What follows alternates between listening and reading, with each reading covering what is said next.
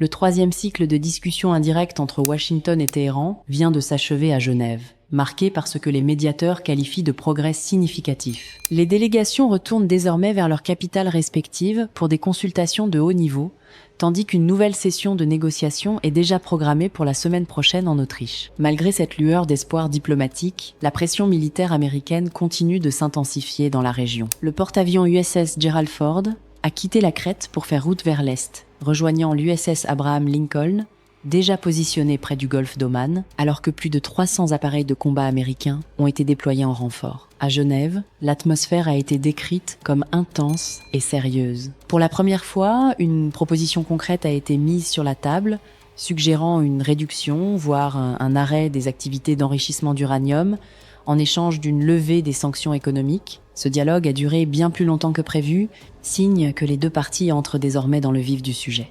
Néanmoins, aucun accord définitif n'a été conclu, car de nombreux points de blocage subsistent, notamment sur les modalités d'inspection et la pérennité des engagements. À Téhéran, le climat oscille entre l'espoir d'une sortie de crise et la préparation à un scénario de confrontation. La présidence iranienne, en accord avec les hautes autorités religieuses, réaffirme que son programme nucléaire restera pacifique. Cependant, un nuage de méfiance historique plane sur les échanges. Les autorités iraniennes interprètent le déploiement militaire massif des États-Unis comme un facteur qui complique une situation déjà extrêmement fragile.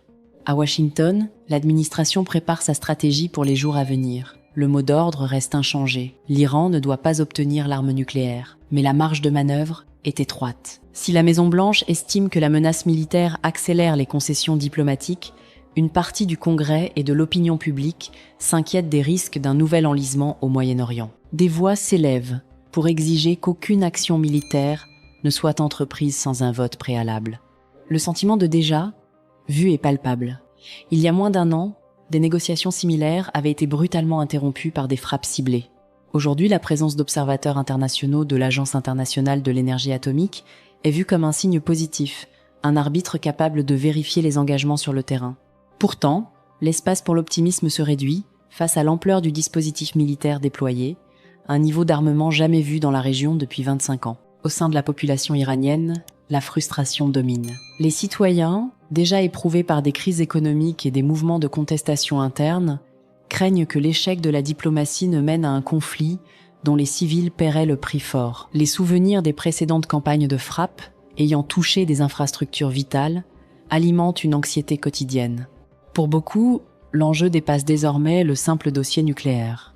Il s'agit de sortir d'une dichotomie permanente entre guerre et paix pour atteindre une stabilité durable. Les prochaines 72 heures seront déterminantes pour savoir si la diplomatie l'emportera sur la force.